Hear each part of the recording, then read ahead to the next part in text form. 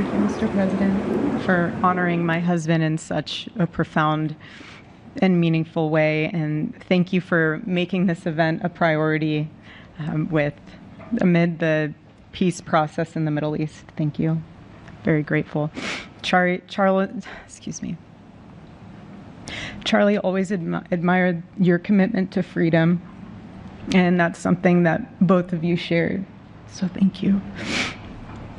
Your support of our family and the work that Charlie devoted his life to will be something I cherish forever. So thank you.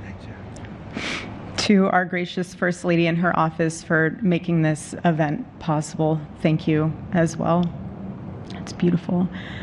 To Vice President and the lovely Usha fans, your friendship has been an unbelievable encouragement. Thank you. And to all our friends and family that are here and watching from all around the world, thank you for loving us. Thank you for praying for us and for believing in what Charlie believed in. And to our Turning Point USA staff and the Charlie Kirk Show staff, we love you more than you could ever know. And to the Turning Point USA chapters that are watching all across America right now, you are the heartbeat of this future and of this movement. Everything that Charlie built, you guys are the legacy holders of that. You are living proof that his mission did not die with him. It lives through you. And Charlie always said the next generation will decide whether freedom endures. And because of you, I know that freedom will endure. It will. And today we're gathered not only to celebrate Charlie's birthday, but to honor a truth that he gave his entire life to defend, and that's freedom. The very existence of the Presidential Medal of Freedom reminds us that the national interest of the United States has always been freedom.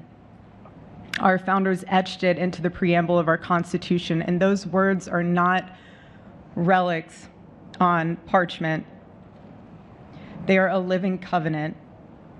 The blessings of liberty are not man's invention, they are God's endowment. Charlie lived for those blessings, not as abstract words, but as sacred promises. He used to love to journal about this topic all the time, and with such a heart postured of gratitude. And he believed that liberty was both a right and a responsibility. And he used to say, freedom is the ability to do what is right without fear. And that's how he lived. He was free from fear. He was free from compromise, free from anything that could enslave his soul. His name, Charles, literally means free man. And that's exactly who my husband was. He was a free man.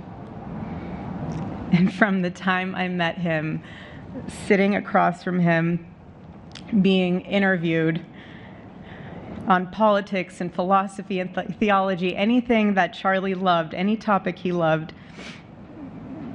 and I just saw the fire in his soul, and there was this divine restlessness within him that came from knowing God placed him on this earth to protect something very, very sacred for all of us. And he never stopped fighting for people to experience freedom. He didn't. Charlie often said that without God, freedom becomes chaos. And he believed liberty could only survive when anchored to truth. And I remember in one of his speeches,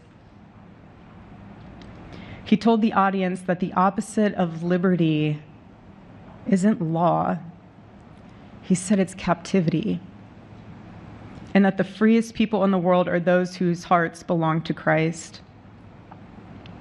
But what's so powerful is that Charlie had the ability to communicate so brilliantly across all generations.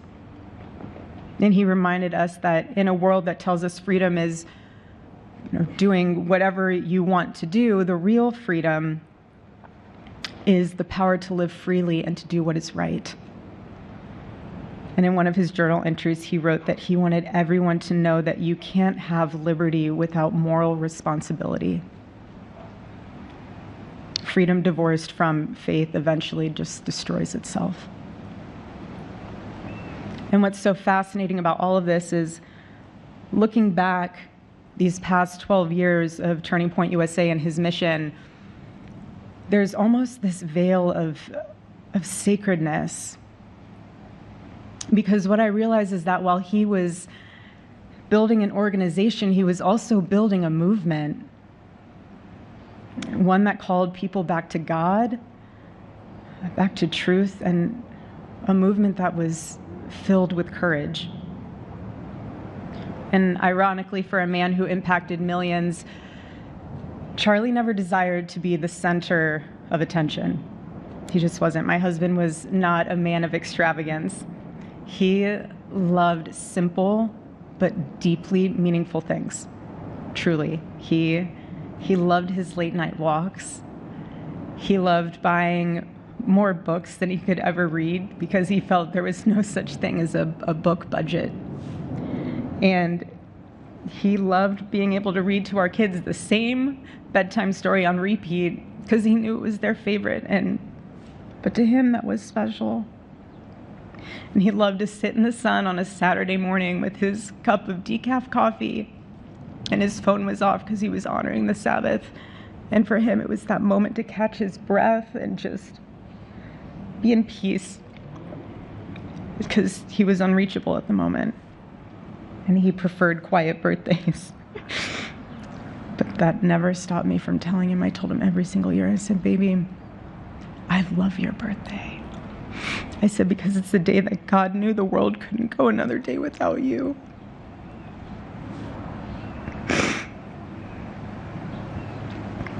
And so the rhythm of our usual birthday celebration for him was mint ice cream, mint chocolate chip ice cream. He only had it twice a year, on his birthday and 4th of July.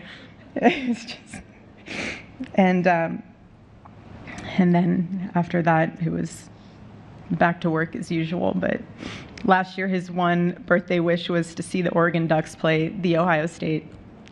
And they won. Oregon won that night. And it was by far one of the most memorable nights of his birthday experience of his life until today. And so, honestly, President Trump, I have spent 7.5 years trying to find the perfect birthday gift for Charlie. And it's so difficult. And those of you that have spouses or loved ones, you know how difficult it is sometimes to buy a gift for someone that you love, because he wasn't a materialistic man, so that also did not help. But now I can say with confidence, Mr. President, that you have given him the best birthday gift he could ever have. Thank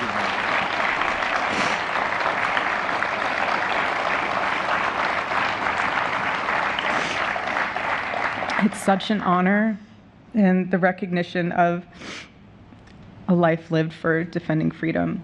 And that's what Charlie fought for until his last breath. And it was written across his chest in those final moments on one of his simple t-shirts that always carried a message, and this one bearing a single word, freedom. That was the banner over his life, and that shirt was a declaration.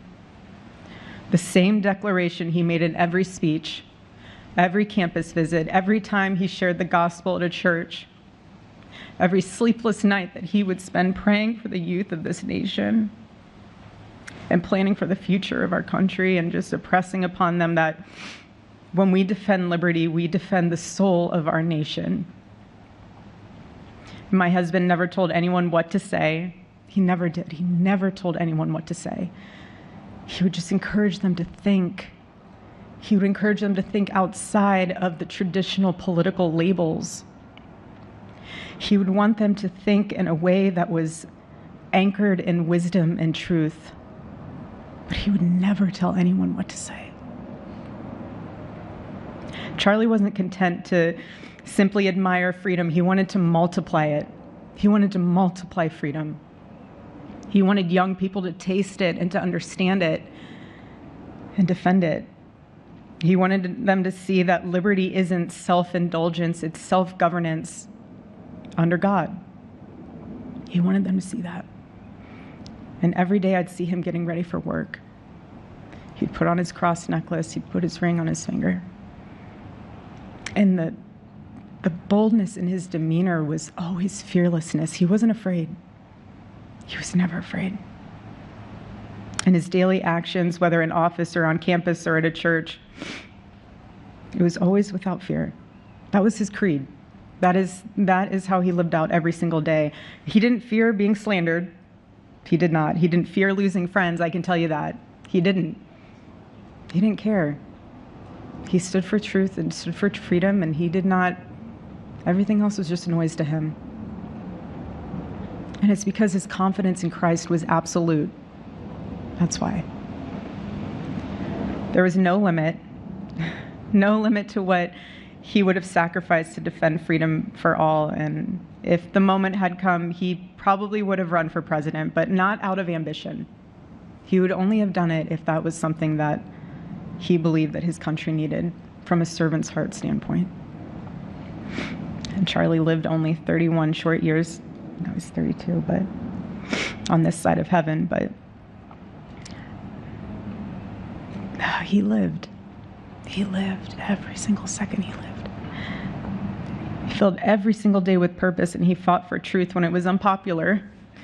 And he stood for God when it was costly, but that's what we're called to do. Surprisingly enough, he did pray for his enemies, which is very hard, but he did. He did. He did.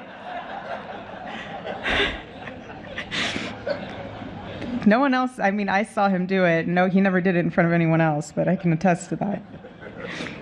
But he also loved people when it was inconvenient. And he ran his race with endurance, and he kept the faith. And now he wears the crown of a righteous martyr. And for me and for our children, the truth really steadies our grief, because heaven gained what earth could no longer contain. A free man made fully free. And to all watching, this is not a ceremony. This is a commissioning. And my message is simple. I want you to be the embodiment of this medal. I do. I want you to free yourself from fear. I want you to stand courageously in the truth. Listen for the still, small voice of God. And remember that while freedom is inherited in this country, each of us must be intentional stewards every single day. God began a mighty work through my husband, and I intend to see it through. And the torch is in our hands now. It's in mine, it's in yours, it's in all of yours, it's in all the students with Turning Point USA. And before I close, I'll share with you that I asked our daughter what she would like to say to Daddy for his birthday. Excuse me.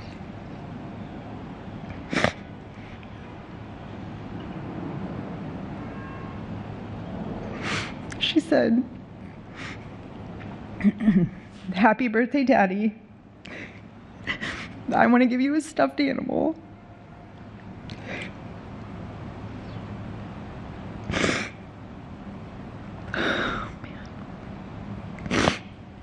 I want you to eat a cupcake with ice cream, and I want you to go have a birthday surprise. I love you," is what she said. And while our son is precious, he can't yet speak, in classic Kirk family fashion, his actions spoke louder than his words, and his gift to you, Charlie, and myself for that matter, was deciding to become the man of the house and be fully potty trained at 16 months. But Charlie, baby, I know that you're celebrating in heaven today, but gosh, I miss you. We miss you, and we love you, and we promise we'll make you proud and Charlie's life was proof that freedom is not a theory, it's a testimony. He showed us that liberty begins not in the halls of power, but in the man of a heart surrendered to God. And so today, as we honor Charlie with this incredible Presidential Medal of Freedom on his birthday, I stand here with tears and just a humbled heart and spirit, because his story reminds us all that to live free is the greatest gift, but to die free is the greatest victory. Happy birthday, my Charlie. Happy Freedom Day. God bless.